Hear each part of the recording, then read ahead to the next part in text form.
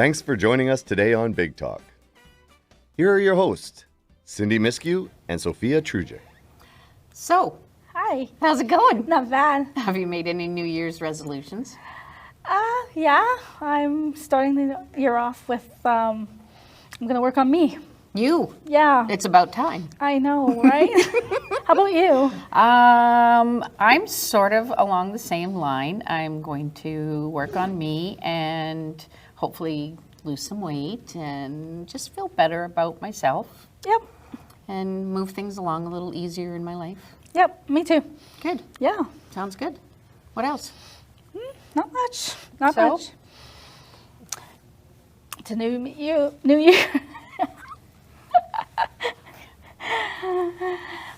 It's a new year and a new you.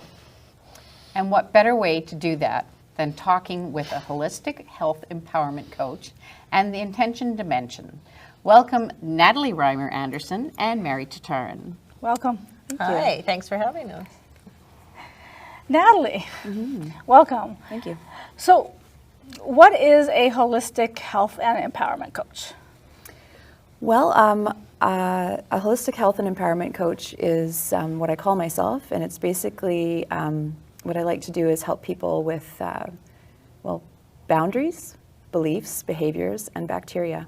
So, sounds kind of, trite, like all this alliteration, but it's seeing the person as a holistic organism and dealing with their health from the level of the cell to the level of the soul, sort of a mind, body, spirit approach to helping somebody get well. Sounds like it'll benefit both of us. Yeah, no kidding, right? Right from what we started. Exactly. Everybody can benefit from Yeah. it. Yeah, for sure. Explain boundaries. What Okay. what does that mean? Well, boundaries are basically the limits that we set, that sort of like the rule book for our life and how we would like to be treated. Okay. So, yeah, I'm actually doing a course on boundaries. I teach that to my clients a lot because it seems like a lot of people with maybe some codependent tendencies or people that have been raised to be people pleasers have a lot of issues with setting firm boundaries and just knowing that they have the right to request of people to treat them a certain way. And so sort of like when, like you were saying, people pleasers, so learning to say no. Yeah. Absolutely. Would be a simple way Yeah, of- learning to say no and then move through the feelings of discomfort that come from saying no to someone and allowing someone to own their own experience with how that shows up for them and standing firm in what we know is right for our own health and mental health. Cool.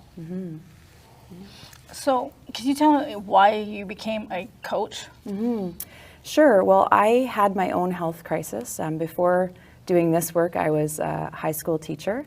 And for all the teachers out there, it is a really, really difficult job to do with the level of enthusiasm and passion that kids need nowadays. And I ended up having a bit of a health crisis where I was suffering from an undiagnosed autoimmune condition.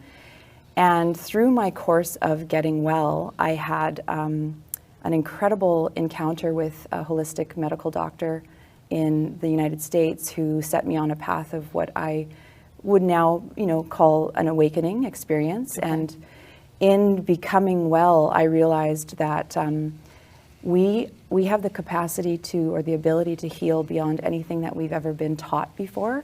And I was here now, a walking miracle, having healed an autoimmune condition, which allopathic medicine does not suggest is possible. Right. They say we could manage it, but I'm Yeah. living proof that it can actually be healed.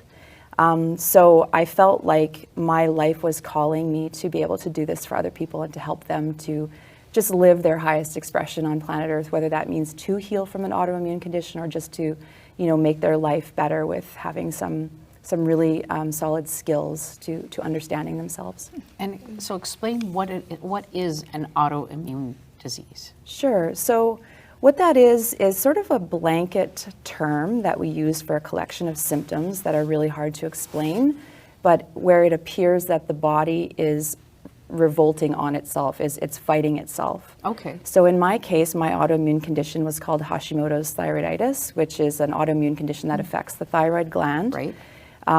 Which is the master regulator of your heart rate and your metabolism. So it was you know, I was in a really dark place, depths of despair, depression. I couldn't get out of bed in the morning. It was only out of duty to my small children that I was able to do that.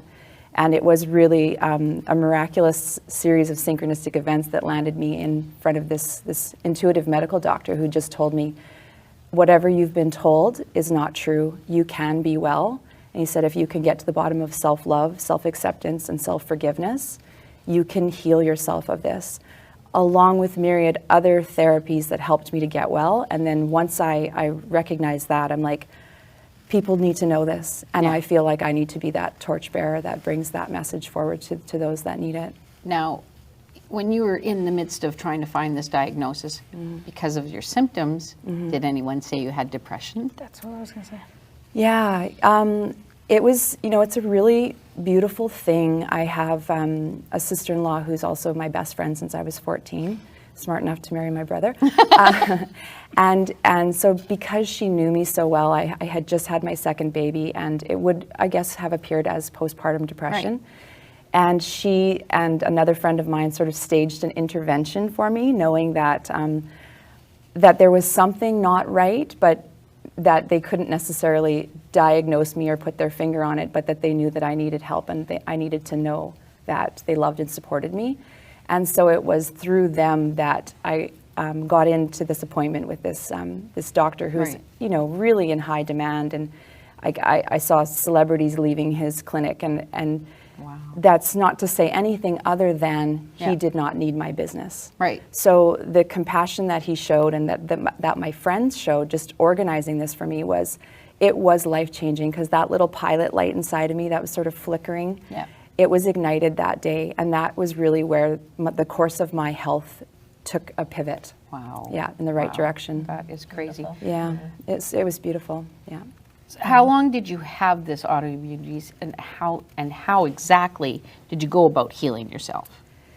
Yeah, you know, it's difficult to say, because autoimmunity is sometimes with you for a very long time, and then something will trigger it. I do believe that it was triggered in pregnancy, because there's so many hormonal disruptions, and it's a trauma to the body. It is. To be fair. And so I do know that those symptoms came on that were highly exacerbated because of that, but I suspect I had it a lot longer. Yeah. Autoimmunity is a really difficult thing to pinpoint, because, like, the origins of it, because there's so many symptoms, and a lot of them appear normal to us for a long time. But yeah, in this case, I probably had it for a couple of decades, but I'm from the type of family that, you know, hardworking immigrants, if something's not going right, you just work harder. Yeah. That's our Work through answer it. to everything, yeah.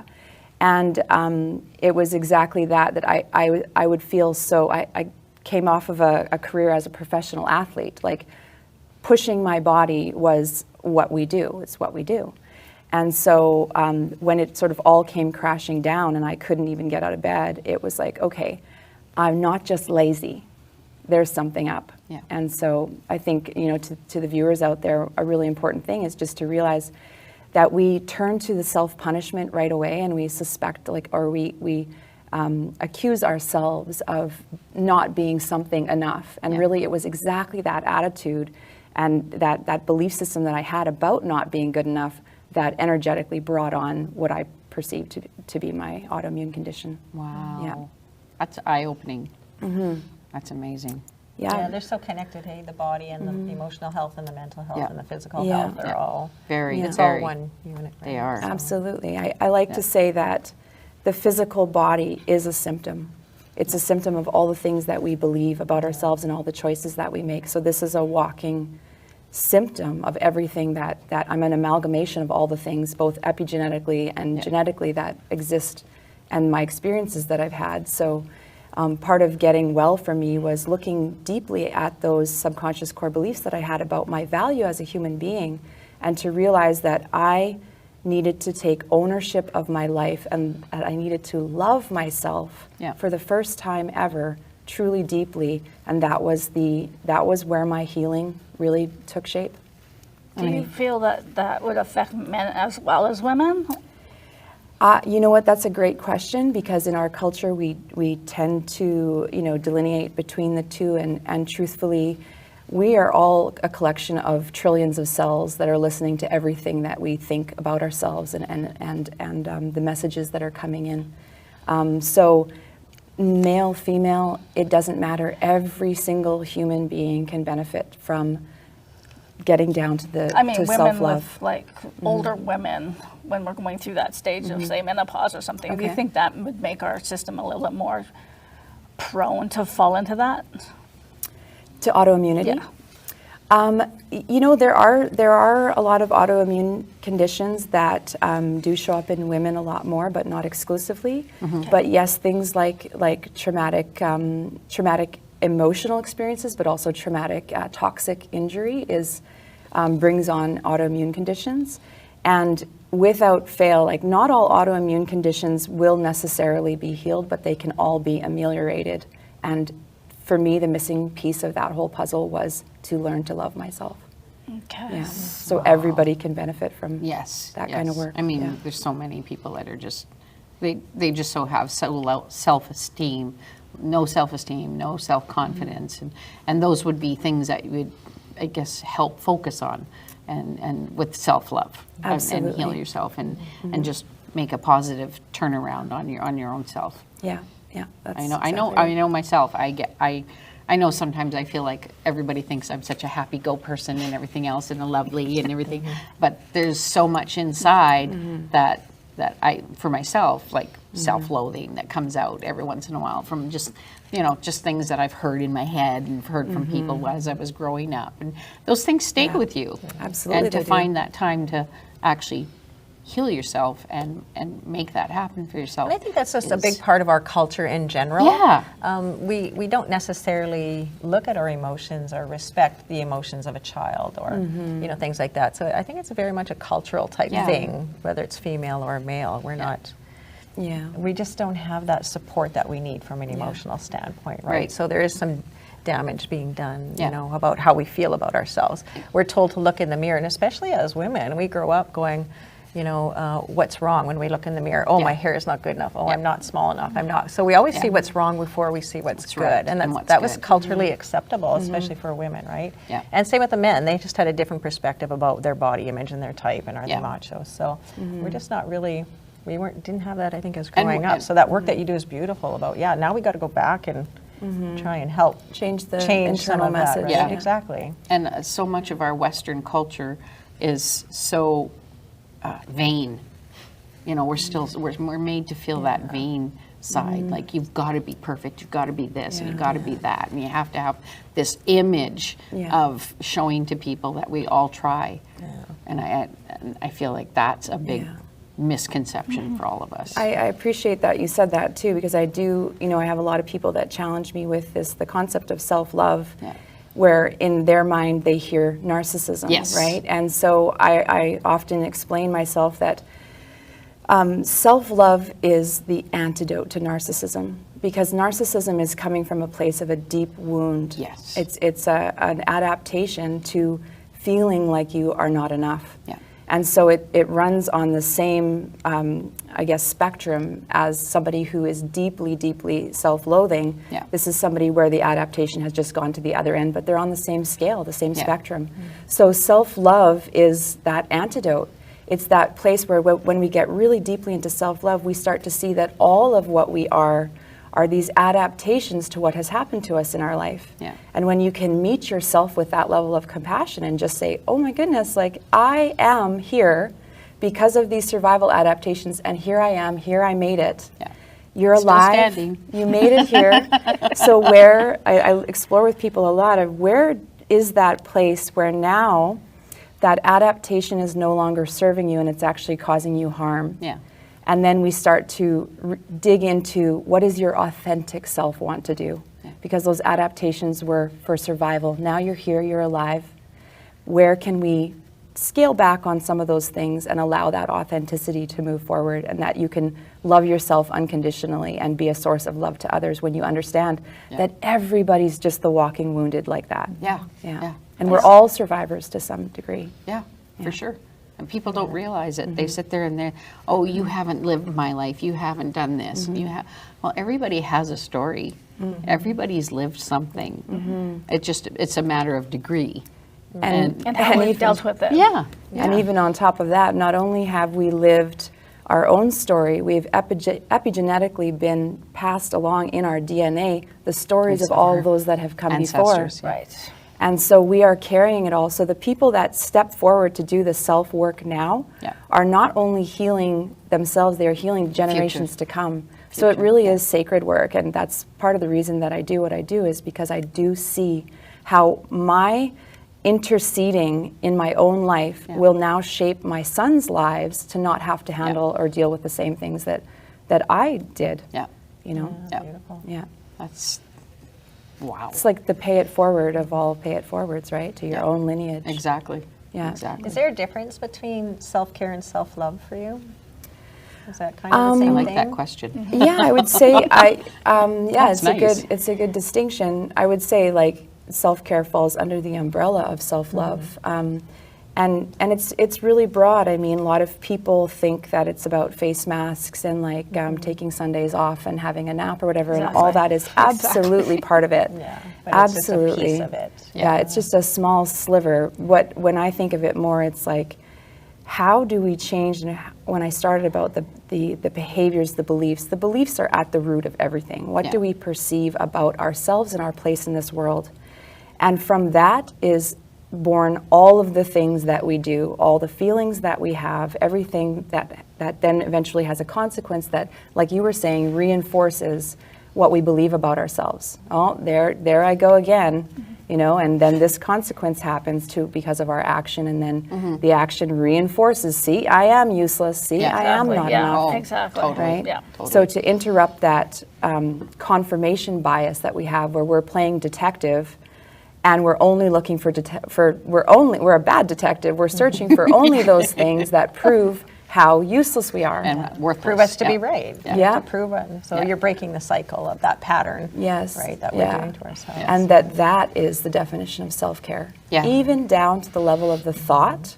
Wait, why am I thinking this? Is this even true? Yeah. Is this just a redundant thought pattern that I've had for my entire life that was built on that belief that I brought on as a 7-year-old or younger child, trying to interpret their world? And so we do a lot of work with going back into early childhood programming around love and that's security. where it all starts. It absolutely I mean, is. that's 100% where it all starts, from the moment you're born, even before you're born. We're little sponges. We're just taking all Even our before you're environment born, in. we're right? hearing all these things going on outside of our environment. Yeah. And I mean, they've proven it. They can hear everything that's going on. So it's being absorbed from the moment it happens, right? Yeah. So and I mean, if that mother is not loving and not caring, and it's just, you're just going through a pregnancy, it's all starting before you even Born. come into this earth. Yeah. Like, that's shocking. And not only the feelings, right? So there's neurochemicals that baby is being bathed Yes. with, but even just and this is why I'm the cell to soul, because on the physical plane, there's all kinds of toxicity as well. So the toxicity is physical all the way to emotional, right? And so just being able to address the human as an entire organism, that's the holistic model that I look for, that I try to convey to my clients. Yeah. Wow. Yeah, beautiful. That's So I feel I should have you as my coach. Well, I'm accepting new clients. So. let's just keep them both around. Right on. But who would you say would need like like for you, like what kind of clientele should come to you?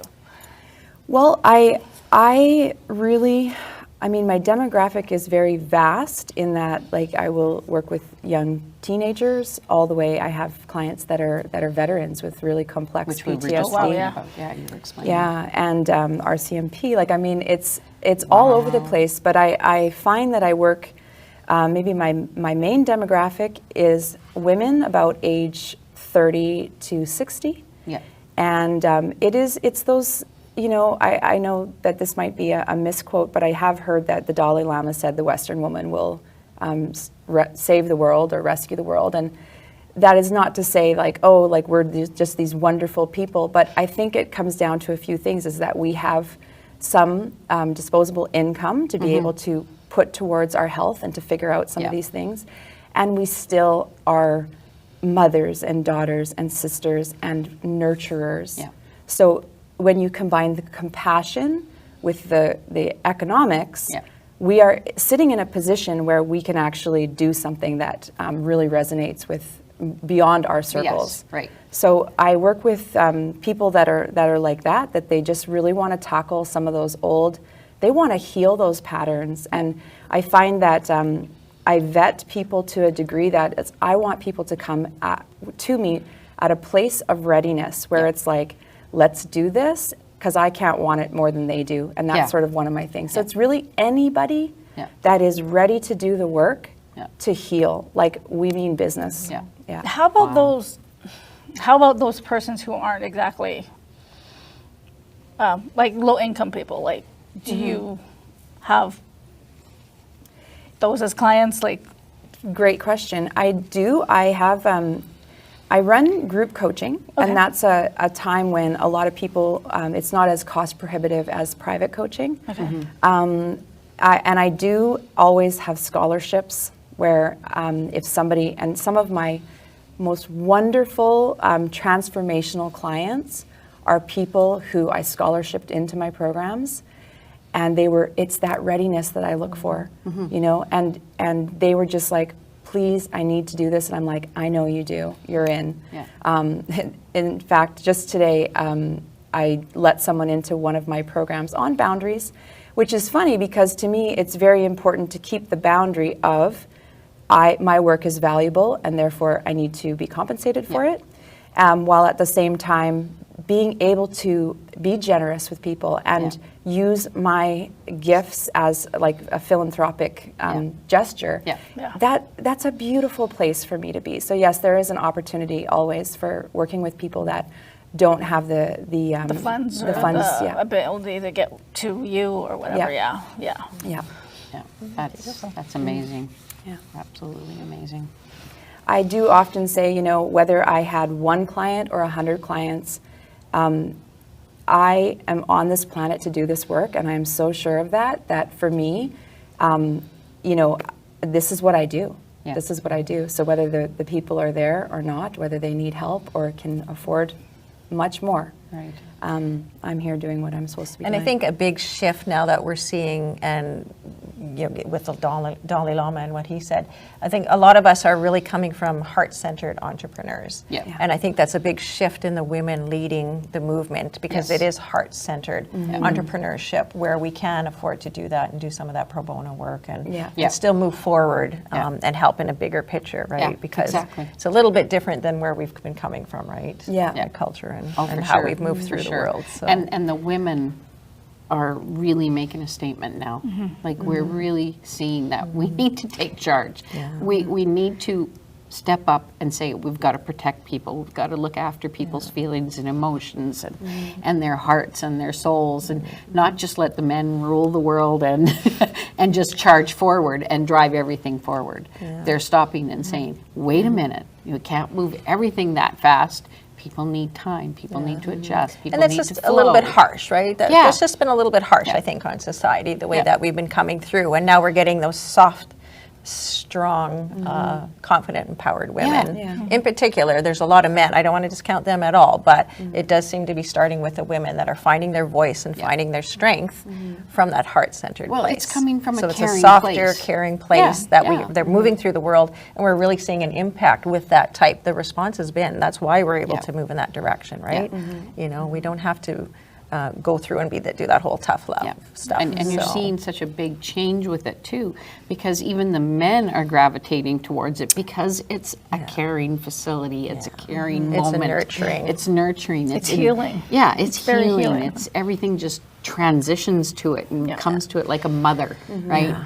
And I think that's and why. in their defense, men have just they've led the way that they've been known to lead, the way that Exactly. they've been Well, they've been told to made. lead. So They've now been made we're to do also this. saying, it's okay. Yeah. It's okay that you have a heart, and we know that Yeah. you're not a robot. So we're letting them be okay and be open to this at the same time. So I think that's helping them shift and Exactly. doing a lot of their work as well, right? Because they just kind of got stuck into that as well. So, Exactly. They're just a product of your environment and Yep. the whole culture. So and the whole society, the way and everything just moves. some of them are a little bit Hesitant. to embrace it, but It's a some nice of them are word. certainly jumping on board as well, Yeah. and they're loving Yeah. to see the change and that caring Yeah, atmosphere. they're So, jumping right in, and they're just how can I help? How can I do this? What can I do for you? What can I do for some- myself? some big hearts yeah. out there for Oh, sure. there are. There are amazing hearts.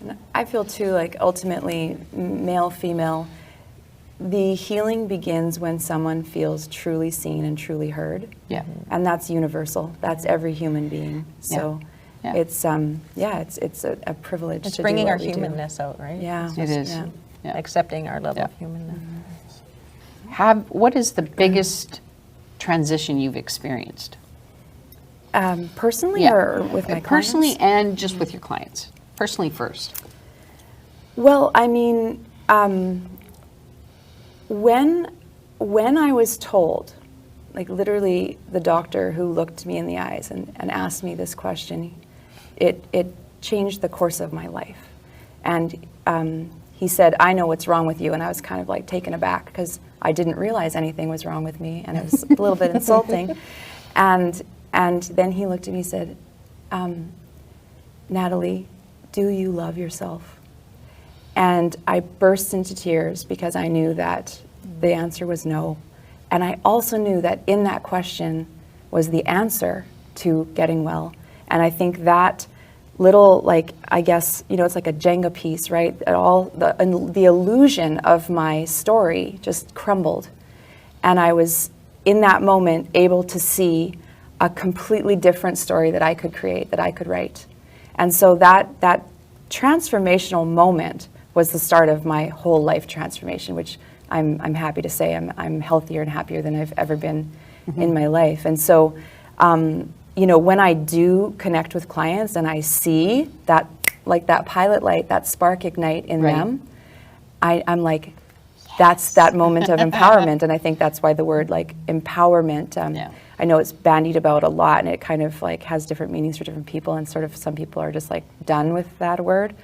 But to me, it is absolutely setting someone on the course of now you are sailing your own ship. Right. You've punched in the coordinates, you're turning. I get to act as the lighthouse, like this is, but they are doing the work. Yeah. And when someone takes that radical responsibility for their life, I'm like, this is the most satisfying thing to me as a coach, to be able to see that they are owning their experience Wow. of life. Yeah. I'm getting goosebumps. And teary when you said that. I do every day, trust me. Yeah, it never gets old. Thank you so much. Thanks for joining us today on Big Talk. Be sure to follow us on Facebook, Instagram, Twitter, and YouTube. Until next time on Big Talk.